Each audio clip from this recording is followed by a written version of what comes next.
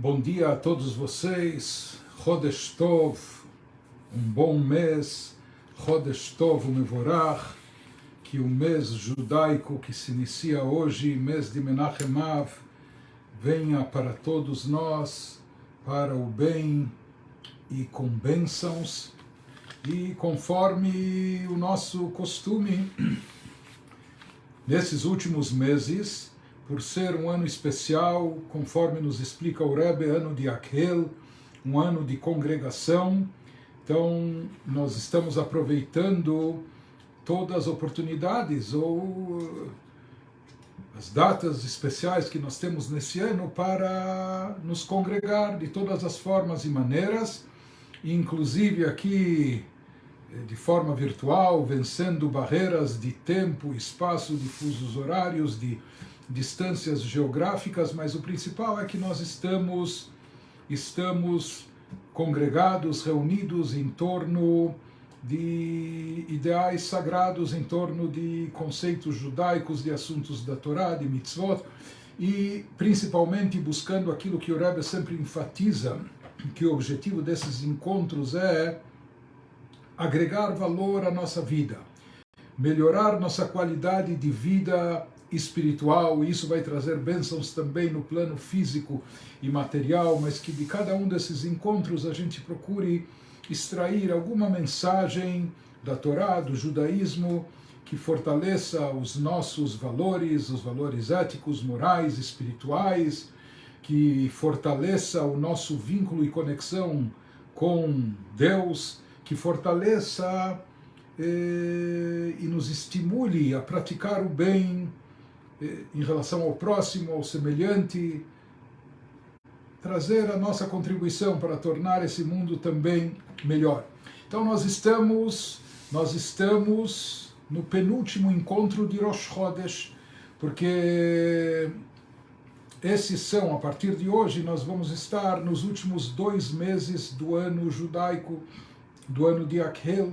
Então nós temos o Rosh Chodesh de hoje, Rosh Chodesh Av, e nós teremos daqui um mês, Rosh Chodesh Elul, que já é o último mês do nosso ano, e daqui 2 meses nós vamos estar, se Deus quiser, em boa hora já, celebrando o Rosh Hashanah, o ano novo judaico, o início de um novo ano. Então vamos procurar aproveitar esses 2 meses que restam desse ano especial, ano de Akhel, com todo o seu potencial, com toda a sua energia, com todas as suas bênçãos. E conforme nós já falamos em outras ocasiões, o dia de Rosh Chodesh é um dia especial. Não é apenas o início do mês, mas cabeça do mês, assim como mente sã, corpo são. Quando a cabeça está boa, então isso se propaga para todo o corpo, assim como o cérebro também rege o funcionamento de todos os órgãos. Da mesma maneira, a cabeça estando boa, positiva, então isso impacta e influi no resto do corpo, em todos os outros órgãos. Igualmente também se fala que no dia de Rosh Chodesh, nesse dia se acumulam as bênçãos e energia positiva para o mês inteiro. Então esse é um dia que em especial nós devemos aproveitar, porque as suas bênçãos vão transbordar para o mês inteiro que se inicia hoje. Então sempre a gente procura relacionar, associar esses nossos encontros com a agenda do dia, com os motivos judaicos do mês, seja datas especiais, seja festividades, celebrações, comemorações. Eu, de início, confesso a vocês que nesse mês de Av, que se inicia hoje, a princípio nós temos aparentemente uma certa dificuldade. Por quê?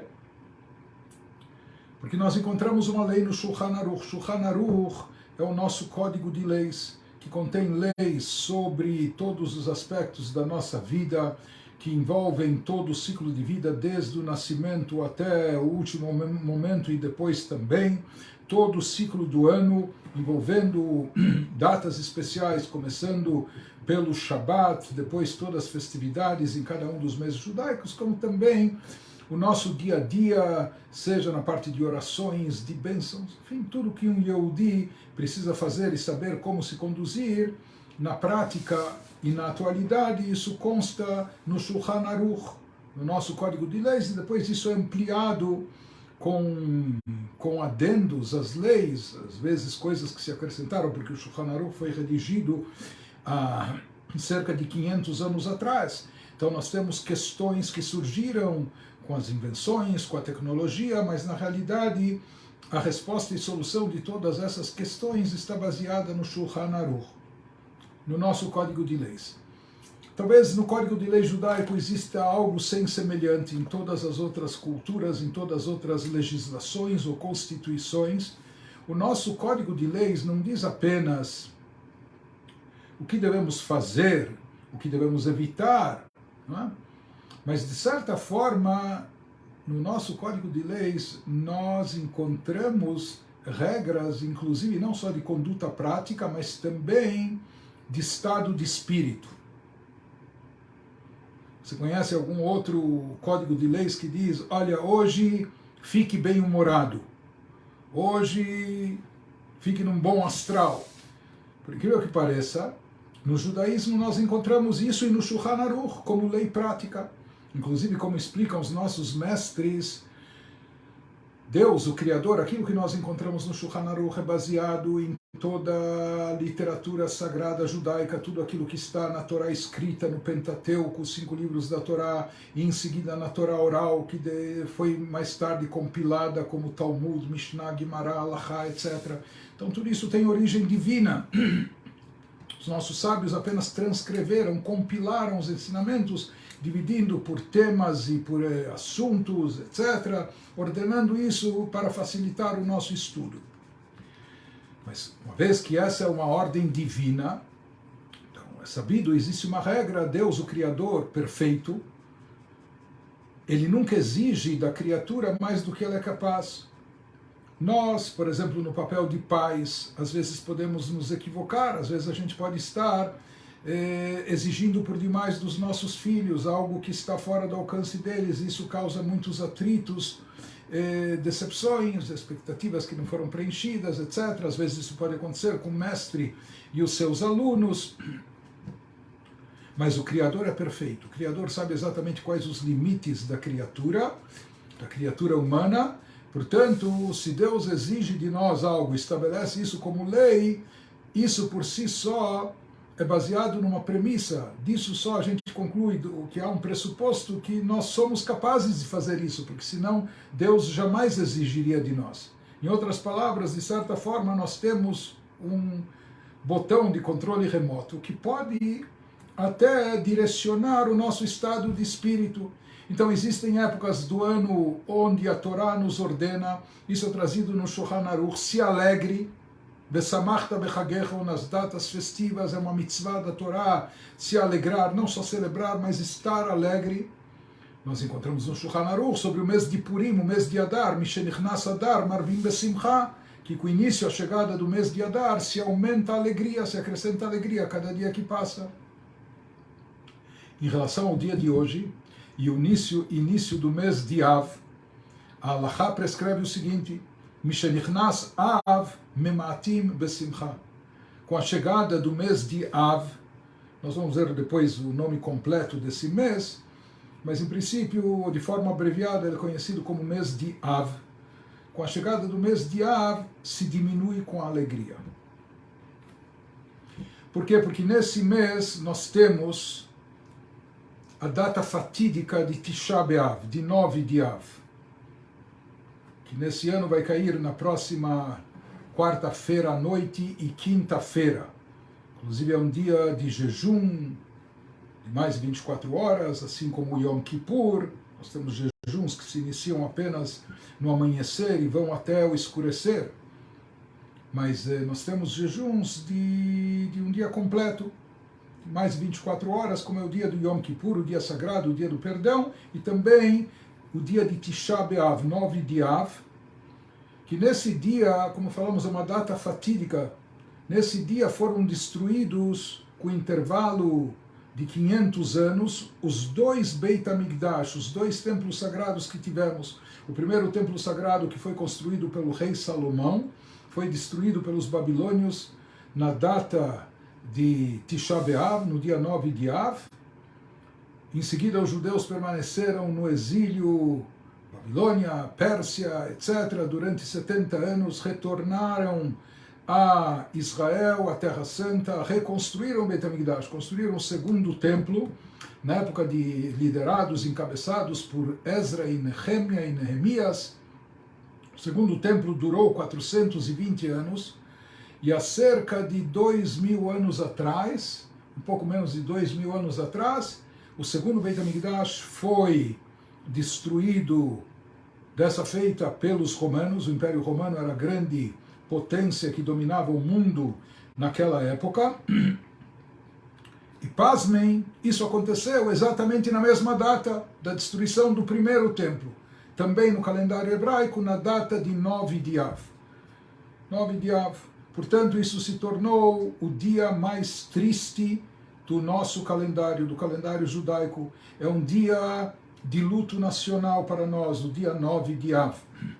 E o dia 9 de Av está associado também com outras tragédias que ocorreram no decorrer da história. O édito de expulsão dos judeus da Península Ibérica também, ele foi lançado no dia 9 de Av. O dia 9 de Av também marca o início da Primeira Guerra Mundial, e assim também outras ocorrências tristes. Parece muita coincidência, claro que não há coincidência, porque há uma providência divina por trás de tudo que acontece conosco, que acontece no mundo. E conforme dizem os nossos sábios, assim como Deus faz com que coisas boas e meritórias aconteçam em datas propícias, em datas boas, propícias, através de pessoas meritórias, merecedoras, da mesma forma, Megalgelim Chová Alidei Chayav, também a providência divina faz com que coisas fatídicas ou tragédias aconteçam em datas que contêm um conceito negativo dentro delas, datas que estão associadas a algo negativo, que já aconteceu nelas anteriormente, algo ruim. Então, essas datas acabam se tornando, mas de qualquer forma, os dois Beit HaMikdash foram destruídos nessa data de 9 de Av, e por isso o dia de 9 de Av, como dissemos, é um dia de jejum, de luto, observam-se costumes de luto, etc. E é um dia triste, um dia fatídico, porque a destruição do segundo Beit HaMikdash, por exemplo, acarretou uma diáspora, um exílio que já dura quase 2000 anos. E o que não aconteceu durante essa diáspora? Quantas perseguições, quantas opressões, quanto antissemitismo, quantos pogroms, sabe? Desde a época de cruzadas, depois passando pela Inquisição, passando pelos pogroms na Europa, culminando com a tragédia do Holocausto. Então, tudo isso é decorrência do exílio do povo de Israel, da diáspora, quantos sofrimentos, e tudo isso começou com a destruição do Beit HaMikdash, com a destruição do templo. Até então estávamos estabelecidos na Terra Santa, enfim.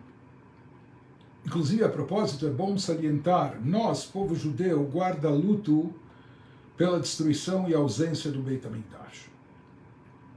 E mesmo passados 2000 anos desse fato, a gente continua guardando luto por isso, porque os nossos sábios afirmam que toda geração na qual o Beit HaMikdash, o templo sagrado, não foi reconstruído, ou seja, essa geração não mereceu, no nosso caso, a chegada de Mashiach, no caso da geração passada, nós já vamos merecer para muito em breve. Mas toda a geração que não mereceu ver a reconstrução do Beit HaMikdash, na sua época, é considerado como se nessa geração, ele tivesse sido destruído. Então aqui não é apenas a questão de uma ausência antiga, de um fato talvez nostálgico. Tínhamos um Beit HaMikdash no apogeu, no auge, o templo do rei Salomão, o segundo templo. Então isso não é apenas uma questão de nostalgia ou saudades. Antes tínhamos, com tudo de positivo e de bom que isso trazia, mas naquela época foi destruído, ou talvez até pelos pecados dos contemporâneos daquela época, isso aconteceu. Nós não temos o Beit HaMikdash, é lamentável, seria bem melhor se tivéssemos, né? Mas não temos, porque em decorrência dos fatos que aconteceram 2.000, 2.500 anos atrás. Mas os nossos sábios chamam a atenção que não é assim que se lê os fatos, não é assim que devemos interpretá-los. Eles afirmam que toda geração que não foi reconstruído nela o Beit HaMikdash é considerado que nessa geração ele foi destruído, porque se nós tivéssemos, ou quando acumulamos os méritos necessários, isso traria a reconstrução do templo. Por isso, esse não é apenas um luto antigo de um fato milenar, na realidade é algo que, por assim dizer, nós pagamos o preço todos os dias, até na atualidade. A ausência do Beit HaMikdash, o fato de não termos e possuirmos o templo entre nós. A propósito, em parênteses, se conta uma anedota, se conta um fato, assim dizem, atribuído a Napoleão Bonaparte. Assim contam que certa vez, numa noite, ao anoitecer, ele com tropas do seu exército estavam andando pelas ruas de Paris, e passando na frente de uma sinagoga, escutaram choros, prantos, gritos, suspiros. Então, passando por lá, isso chamou a curiosidade dele. Ele mandou um soldado entrar na sinagoga e verificar, veja o que está acontecendo, o que acontece lá, o que está se passando. O soldado entrou, perguntou quem ele perguntou e voltou com a resposta para Napoleão. Então ele respondeu: general, os judeus estão pranteando e lamentando, eles estão chorando pela destruição do templo sagrado em Jerusalém. Isso deixou Napoleão ainda mais intrigado e curioso. Então ele diz para o soldado: volte lá para a sinagoga, volte para dentro e pergunte a eles quando foi destruído esse templo. Ele volta, pergunta, retorna ao general com a resposta. Naquela época, ele diz: general, eles disseram que o templo em Jerusalém foi destruído há cerca de 1.700 anos atrás, na época de Napoleão. E assim se fala que naquele momento Napoleão teria exclamado, teria dito: um povo que sabe chorar e prantear algo que aconteceu há 1.700 anos atrás, esse povo vai existir sempre. Esse povo é indestrutível. Esse povo que sabe preservar a memória de tal forma e de tal maneira é um povo eterno. É um povo que vai viver sempre.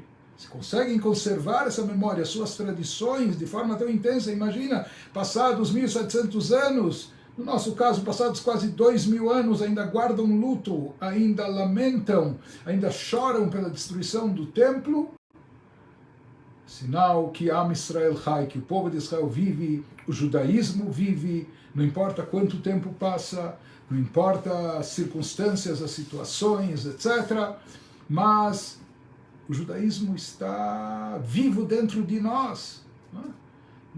Nós somos capazes de nos lembrar, não é a geração pós-templo, sabe? Que viveu o templo, viu a sua destruição e tem saudades, nostalgia. Nós não vimos o templo, nem nós, nossos pais, nossos avós ou bisavós.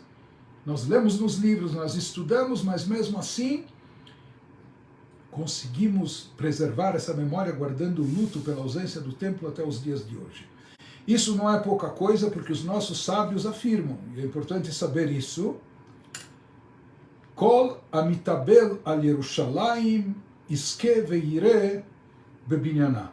Todo aquele que guarda luto pela destruição do templo em Jerusalém terá o mérito de celebrar e comemorar a sua reconstrução. Ou seja, quem vai ter o mérito e o privilégio, quem vai poder ser convidado para a grande festa de reinauguração do templo, etc., aqueles que lamentaram a ausência do templo, enquanto o templo não existia. Aqueles que souberam guardar luto pela ausência do templo, esses terão o mérito de celebrar com alegria a sua reconstrução, que seja muito em breve, se Deus quiser. Mas falando sobre aquela lei no Shulchan Aruch, Mishenichnas Av Marbim, Mishenichnas Av Memaatim Besimcha, com a chegada do mês de Av, que se inicia hoje, se diminui com a alegria. Os mestres racídicos ensinavam o seguinte. Os mestres racídicos liam a mesma frase, só que eles colocavam a vírgula, mudavam o lugar da vírgula, colocavam a vírgula em outro lugar.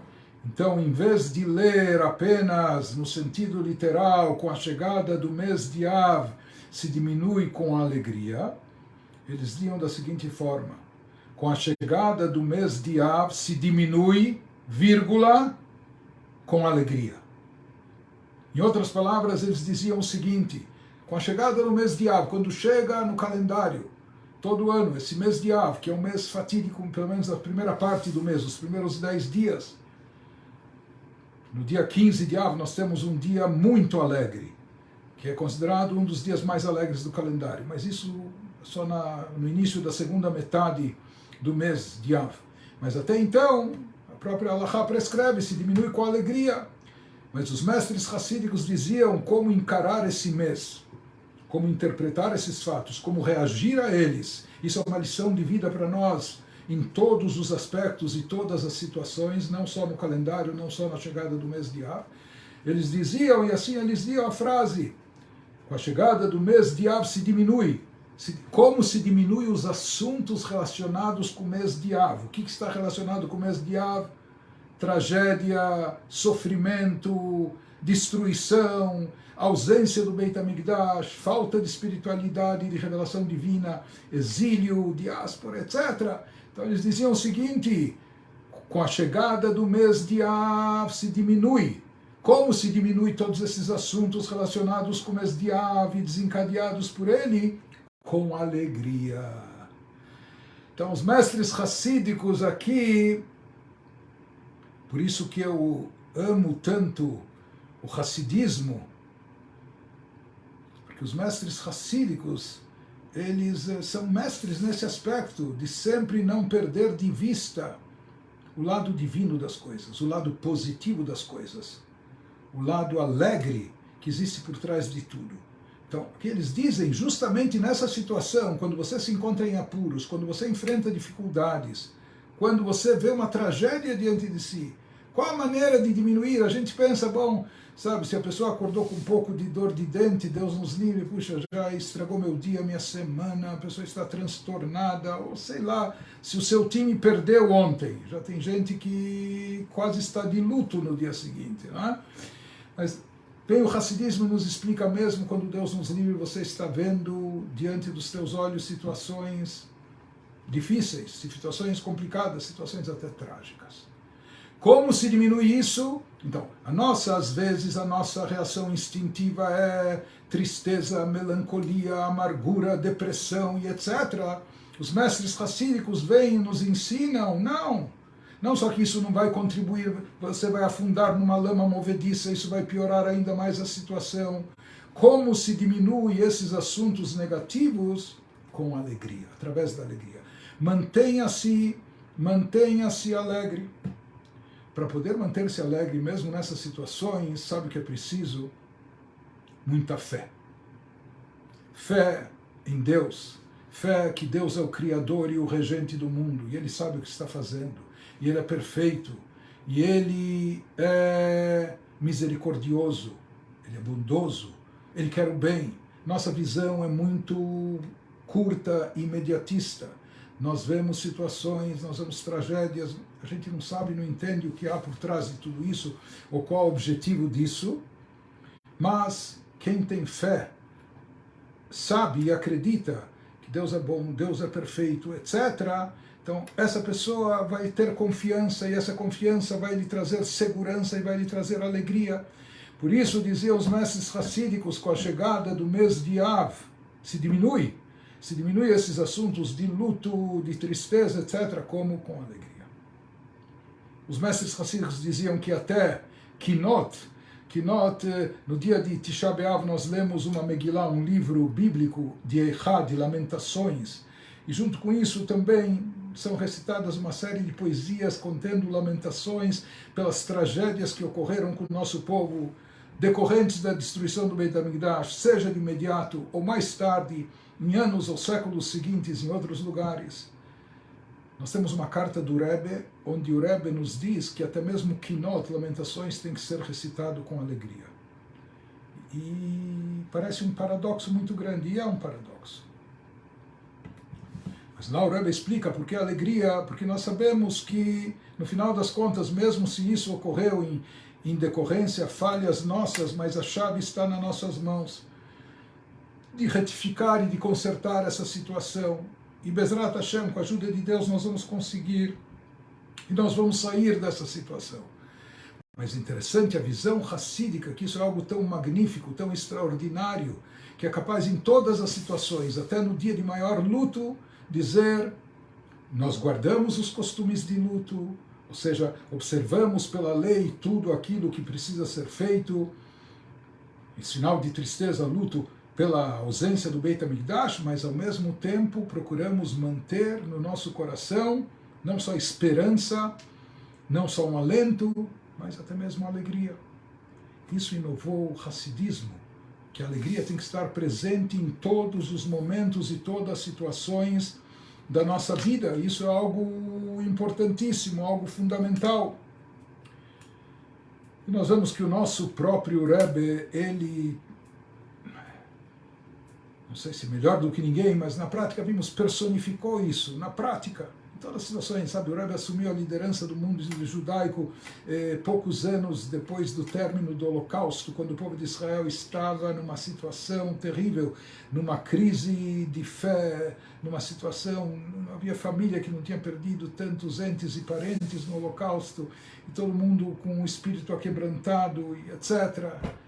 E o Rebbe insuflou ânimo, esperança, e exigia, e até cobrava, alegria, uma atitude de alegria, de fé, de confiança, e isso é algo que sempre deve estar presente dentro de nós, mesmo nas situações mais difíceis. Então, a partir de hoje, realmente, no início do mês de Av, se inicia um mês que a própria Halachá prescreve e se diminui com alegria, mas vamos nos lembrar da interpretação hassídica, como se diminui esses assuntos negativos com alegria. Através de alegria, então, essa é a grande lição que devemos tirar. Tem gente que às vezes acha que o seu ano inteiro está sendo um longo mês de Av, de tristeza, de amargura, de dificuldades, para não dizer tragédias, que vem um ensinamento importante, como se diminui, como se exclui tudo isso, não só como se supera, mas como se exclui tudo isso com alegria, através de alegria. Estamos falando do nome do mês. O nome completo do mês de Av, na verdade, é Menachem Av. Menachem Av é o nome completo do mês, até para os documentos judaicos, etc. É a forma correta e completa de se mencionar, se escrever o nome do mês. Traduzindo ao pé da letra, Menachem, hoje é conhecido como um nome também, também nome do nosso Rebbe, mas Menachem significa consolo, aquele que consola. A palavra Av em hebraico, no sentido literal, significa pai. Pai. Que nem Abba, o diminutivo, uma letra mais, Av. Kibud Av Vaem, honrar pai e mãe, Av significa pai. Juntando as duas palavras, Menachem Av, existem duas formas de traduzir, então, o que nós encontramos dessa combinação que forma o nome do mês. Uma forma de traduzir Menachem Av seria consola o pai, ou o pai consola, Menachem Av, que o pai, que traga consolo o pai. Deus permitiu a destruição do Beit HaMikdash, o templo sagrado, que na realidade é a sua própria casa. Isso desencadeou o exílio e etc. Mas, como se diz, nós esperamos que Deus nos console também. Como nós vamos ler no Shabat, depois de Tisha B'Av, não esse Shabbat. Esse Shabbat ainda faz parte de 3 Shabbatot que nós lemos nos profetas, profecias de desgraça, de tragédia, que anunciavam a destruição, mas em compensação, depois de Tisha B'Av se inicia um período que vai até Rosh Hashanah de 7 semanas de consolo, mais do que o dobro. Se foram aqui 3 semanas com profecias de destruição, de luto, em seguida vem 7 semanas de consolo. E naquela primeira semana se lê na Haftarah, no trecho de profetas que lemos todas as semanas após a leitura da Torá nas sinagogas, Nachamu, Nachamu Ami, Yomar Elokechem. Consolem-se em dobro, meu povo, assim fala Deus. Uns diriam, sabe o que? Depois de tanta tragédia, por assim dizer, Deus nos deve um bom consolo. Um consolo em dobro. Pelos 2 Beit HaMikdash, por tudo que veio em seguida. E nós estamos aguardando esse consolo. É claro que também precisamos fazer a nossa parte, precisamos retificar, consertar, melhorar. Lembrando que o segundo Beit HaMikdash, 2000 anos atrás, nós tínhamos grandes sábios, para se ter ideia. Sabe quem viveu na época do segundo Beit HaMikdash? Rabi Akiva. E não só Rabi Akiva, diversos sábios. Se fala que nunca uma geração conteve dentro de si, inclusive o próprio Rabi Akiva fazia parte de um grupo seleto de 10 sábios que foram brutalmente torturados e assassinados pelo Império Romano, Asarar Ugei Malchut. E quando um deles ascendeu aos céus, ele podia consultar fontes divinas, perguntou: Deus, por que isso está acontecendo conosco? É uma longa história, mas de qualquer maneira, a resposta foi que nunca numa mesma época se encontrou 10 sábios de tamanho porte, de tamanho calibre espiritual, como naquela época, e entre eles o próprio Rabi Akiva. Então, se diz por que o Beit HaMikdash foi destruído numa época que tinha personagens, figuras tão ricas espirituais, de tão alto gabarito. Então, a resposta que nós temos é que naquela época, de fato, se estudava a Torá, se cumpria a mitzvot. Haviam sábios, haviam alunos, se estudava, se praticava, mas havia um problema, e um problema grave.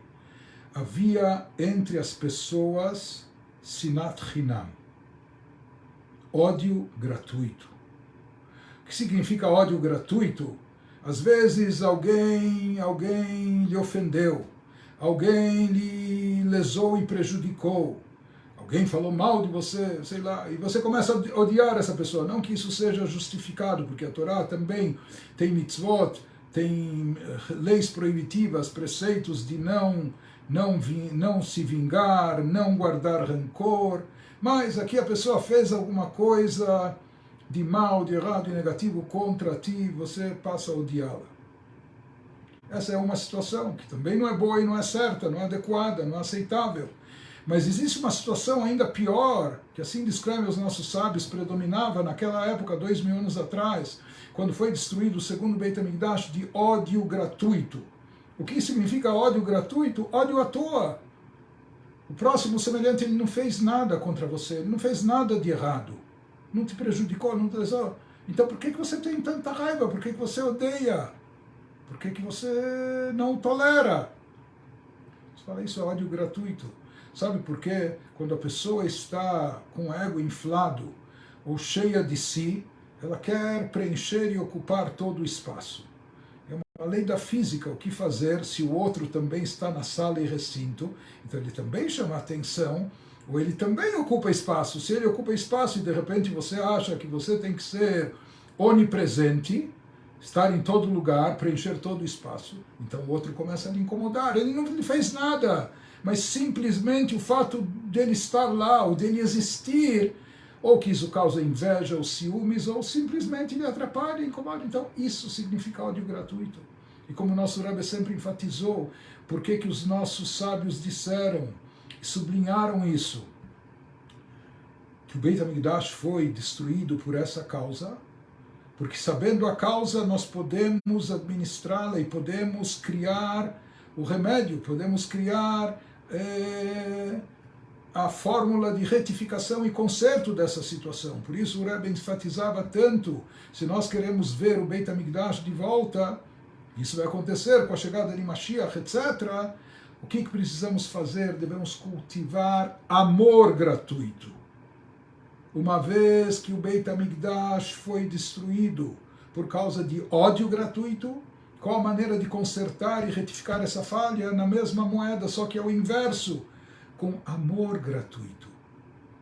Mas o que o outro fez de bom para mim, para eu amá-lo? O que ele contribui para o mundo, para eu gostar dele? Não importa. Não importa o que ele fez ou deixou de fazer, ame-o. Ame o próximo semelhante, mesmo que você mal o conhece, mesmo que ele torce para outro time, mesmo que ele tenha outra filiação política, mesmo que ele tenha outra ideologia, ou mesmo que ele é de outra classe social, econômica, cultural, ou o que for, não importa. Isso significa amor gratuito, não precisa ter motivo e razão, lógica, racional ou emocional. Ele não é meu parente, não é da minha família, ou mal o conhece. Não, isso significa amor gratuito. Isso vai trazer o Mashiach. Isso vai trazer o Beit HaMikdash, o terceiro Beit HaMikdash, o terceiro templo sagrado, muito em breve. E é importante dizer também, quando nós falamos de presença do Beit HaMikdash, não é apenas para os cultos e rituais judaicos, etc.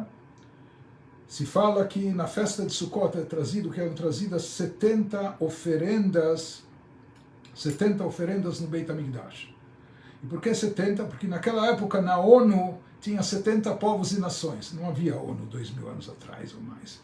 Mas se fala em 70 povos e nações, e se diz que essas oferendas que eram trazidas na festa de Sukkot, em número de 70, ela era pela paz e harmonia no mundo, em toda a humanidade, entre as 70 nações.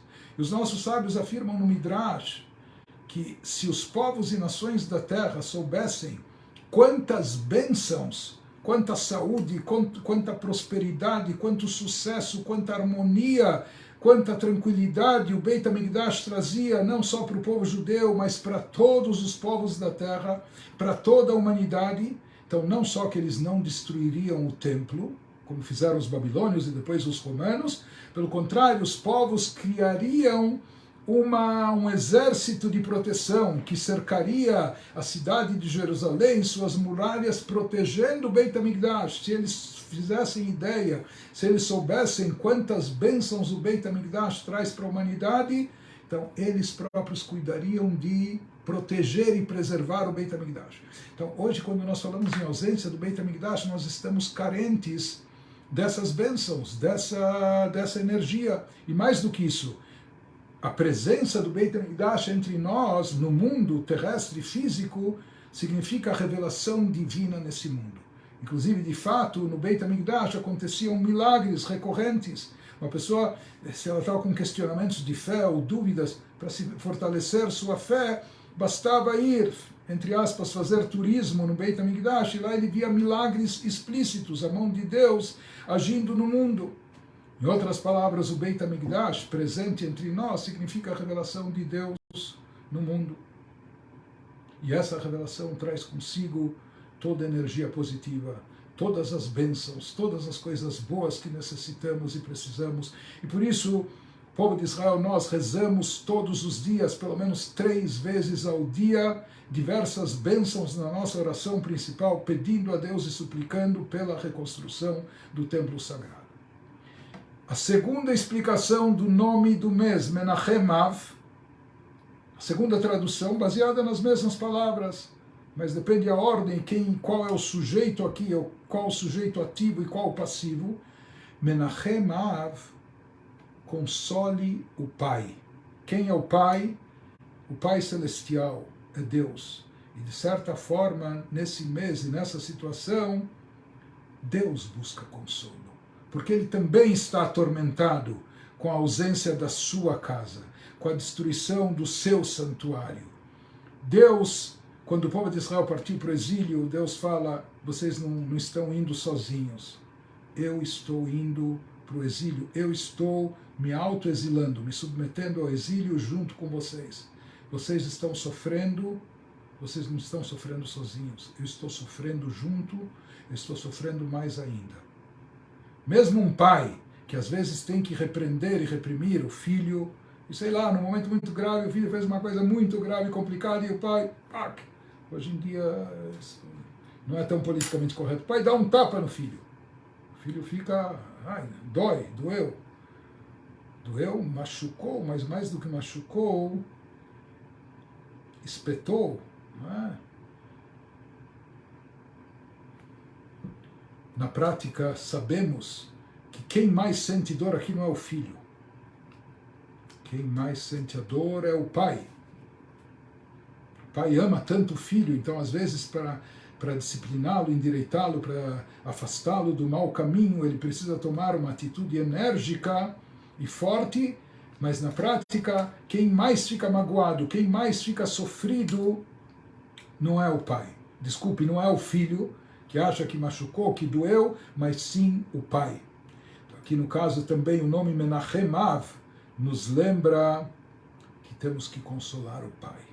O pai também está de luto pela ausência do Beit HaMikdash e pelo nosso sofrimento. Então esse é o mês no qual nós buscamos consolo. Interessante que no judaísmo nós temos uma mitzvah de consolar enlutados. E tradicionalmente, logo após o enterro, durante o Shivá, durante a semana, após o enterro, os 7 primeiros dias, ou mesmo mais tarde, se não houve possibilidade de encontrar-se com o enlutado, etc. Tradicionalmente é uma frase que dizemos ao consolar os enlutados. Essa frase em hebraico diz: os sefaradim eles têm uma fórmula mais curta, tenuchamu min hashamayim, que vocês sejam consolados pelos céus, que lá de cima mandem consolo para vocês. Nas comunidades ashkenazis costuma-se dizer: Amakom yenachem etchem, Deus, o onipresente, que ele console vocês, Betor Shar Evlei Tzion Virushalayim, entre os enlutados, aqueles que guardam luto por Tzion, Tzion é um nome poético de Israel, e Jerusalém, aqueles que guardam luto pela devastação ou destruição que aconteceu em Sion, em Israel, e pela destruição do templo em Jerusalém. Queria compartilhar com vocês, tentar fazer isso de uma forma resumida, o conteúdo de uma carta. A primeira carta que o Rebbe trocou, que o Rebbe enviou por sua iniciativa do Rebbe, para aquele que na época era um general, herói de guerra de Israel, que mais tarde se tornou primeiro-ministro em Israel, Ariel Sharon. E essa carta abriu em seguida um longo e extenso relacionamento, não só via correspondência, mas também o próprio Ariel, ou Arik Sharon, como ele era conhecido em Israel, visitou pessoalmente o Rebbe, esteve em algumas ocasiões em entrevistas pessoais com o Rebbe, tratando de assuntos relativos a Israel, a segurança de Israel e assim por diante. Isso aproximou muito, fortaleceu os laços do relacionamento entre eles. Ariel Sharon viveu uma terrível tragédia na sua casa e na sua família. Ele que, como falamos, era um general, um herói de guerra em Israel, etc., uma pessoa super... Ele sofreu uma tragédia terrível. Na sua casa, ele era um militar, haviam armas, e num dia que ele estava fora, ou que for, de uma maneira ou de outra, um dos seus filhos, não me lembro exatamente, talvez na época ele tinha 12 anos de idade, algo assim, teve acesso à arma e pegou e resolveu brincar, e isso acabou numa fatalidade tremenda. A arma estava carregada, e ele, Deus nos livre, perdeu um filho, o filho morreu, o filho faleceu. E o Rebbe escreveu uma carta de consolo para ele, mesmo que até então ele não conhecia o Rebbe, não se conheciam pessoalmente. O Rebbe escreveu uma carta de consolo para ele. E nessa carta o Rebbe elaborou esse assunto e explicou por que se associa o consolo de um indivíduo, de uma pessoa particular, com o consolo coletivo do povo de Israel sobre a destruição do templo em Jerusalém, sobre a devastação de Sion, da Terra Santa. E lá o Rebbe diz que existem alguns pontos aqui. Se nós analisamos em relação à tragédia coletiva, o luto pela ausência do Beit HaMikdash, o Rebbe diz: na prática, sem dúvida alguma, há uma grande diferença. Vamos dizer, até hoje tem pessoas que moram na chamada Cidade Velha, cidade cercada por muralha, que é bem perto do chamado do Kotel, do muro ocidental. Então, Rebbe diz, há uma grande diferença entre aquele que mora diante do monte do templo, e todos os dias ele abre sua janela e vê a ausência do templo. E alguém que mora longe, talvez até mora em Israel, mas ele não está vendo um monte devastado todos os dias. Aquele que vê isso no dia a dia, não tem dúvida que o seu sofrimento é muito maior, que o sentimento está muito mais forte e presente dentro dele. O Rebbe diz, associando isso com o luto particular, o Rebbe fala, todos nós somos irmãos, todos nós somos até responsáveis uns pelos outros. Então o Rebbe diz para ele, o seu luto particular não é só seu, não é individual. Todos nós do povo também participamos. E essa tragédia, essa perda, dói para cada um de nós, assim como dói para você. Mas o Rebbe fala, não há dúvida, sendo realista, não há dúvida de que ninguém mais do que eles, os familiares próximos, sentem a dor dessa tragédia. Aqueles que estão perto, que no dia a dia vão ver o quarto vazio, a cama vazia. Prossegue o Rebbe escrevendo, mas temos que saber que assim como no caso da destruição do Beit HaMikdash, do templo sagrado, o que foi destruído foi apenas o prédio, foi apenas a edificação física do templo sagrado, mas a alma do templo, a espiritualidade, a santidade do local, ela permanece. Por mais que as paredes foram destruídas, por mais que o teto foi rompido, por mais que os móveis sagrados foram saqueados, mas a santidade do local é perene. Ela permanece sempre. Por isso, até hoje, todos os dias, milhares de pessoas afluem ao Kotel, ao muro ocidental, que é o último resíduo da época do templo, o muro externo que sobrou, para rezar naquele lugar, em direção... Por que naquele lugar? Porque por mais que não temos o Beit HaMikdash de pé ainda, por enquanto, mas a santidade, a Shekhinah, a presença divina, a revelação divina naquele lugar é intensa e continua presente, mesmo com a destruição física do local.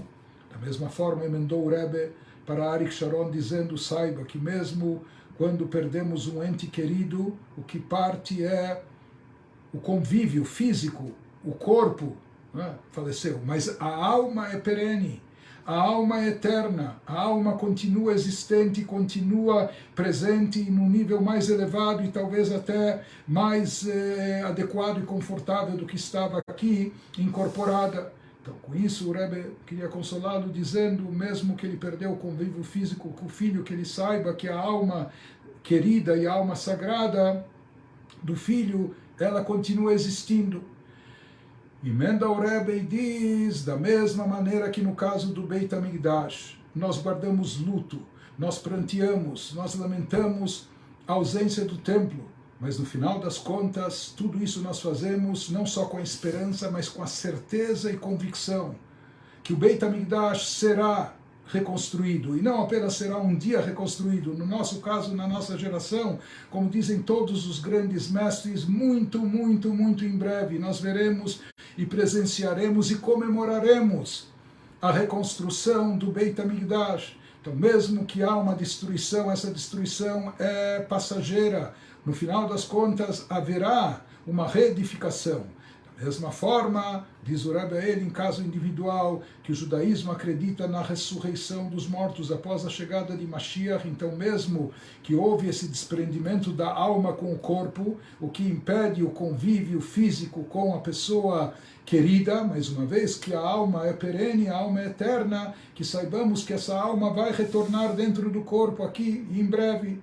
Então, da mesma forma, o Rebbe nos diz que mesmo guardando o luto por Jerusalém, pela destruição do templo em Jerusalém, etc., mas temos que saber, ter essa convicção que o Beit HaMikdash será reconstruído, e se Deus quiser, muito em breve. Por isso não só rezamos para isso, mas temos essa certeza. Na prática, o que eu gostaria de dizer para vocês, concluindo, o que os nossos mestres dizem que é bom fazer nesses dias, nesses próximos dias, até Tisha B'Av e depois. Então, existem de fato costumes de luto nesses dias. Não vamos a festas, não se celebram casamentos, e, enfim, festividades, etc. Então temos uma série de costumes de lutos que guardamos até os dias de hoje. Mas como nós falamos, sem perder a alegria, sem perder o foco positivo. Então, guardamos o luto na prática, se lembrando, se conscientizando da ausência do templo, da necessidade da sua reconstrução, mas não só sem perder a esperança, sem perder a alegria. Baseado na última frase que vai ser lida nos profetas essa semana, sempre é lido no Shabbat, antes de Tisha B'Av, Tzion b'mishpat tipadeh veshavea b'tzedakah, profecia Isaías que nos diz que Sion, Israel, será redimido com justiça e os seus exilados e banidos retornarão com tzedakah, com caridade. Então, os nossos sábios explicam o sentido desse versículo dizendo que justiça aqui se refere à Torá, que é o código de leis que nos traz as leis justas que devem ser praticadas, e eles nos dizem que as duas partes desse versículo, Sion b'mishpat tipadeh, Sion será redimido com mishpat, com justiça, isso se refere à Torá, veshavea b'tzedakah, e aqueles que irão retornar a Sion, todos nós, logo que Mashiach chegar, isso ocorrerá através da tzedakah, caridade, bondade.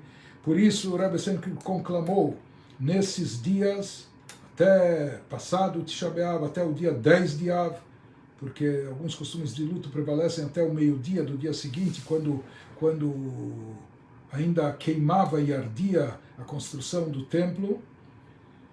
Então, nesses dias, nós procuramos acrescentar mais estudo de Torá na nossa vida, no nosso dia a dia, mais tzedakah, pratique mais caridade, dê mais doações, estude mais Torá nesses dias.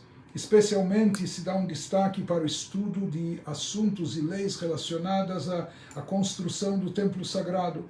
Inclusive, eu espero até que o nosso pessoal, nosso pessoal técnico torne disponível para todos que quiserem acompanhar. Em anos anteriores, nós tivemos alguns lives e gravamos algumas sessões com estudos também profundos e místicos sobre o Beit HaMikdash. Então, se tiver alguém da parte técnica aqui nos ouvindo, nos acompanhando agora, a gente pediria que eles disponibilizassem isso ou colocassem em destaque para todos aqueles que querem também estudar assuntos de Torá relacionados com o templo. Por quê? Porque o Rebbe trazia isso baseado numa afirmação dos nossos sábios, que todo assunto que você estuda na Torá, quando é um assunto que não está ao teu alcance implementar na prática por fatores circunstanciais, então, por enquanto não existe o Beit HaMikdash, não está nas minhas mãos construí-lo, mas estude as leis referentes a isso na Torá, e isso é considerado como se você estivesse fazendo na prática. Mais do que isso aproxima a realização dessa meta na prática. Então, estudando mais Torá, e particularmente até assuntos de Torá, relacionados com o templo, isso agiliza, apressa e é considerado como se a gente estivesse efetuando essas coisas no templo em si. E como nós falamos, o Rebbe sempre procurava soluções e às vezes até precisava ser muito criativo nisso, né? Então, por exemplo, aqui a Halachá prescreve, por um lado, que tem que se aumentar, tem costumes de luto e aumentar, e com a chegada do mês de Av se diminui a alegria.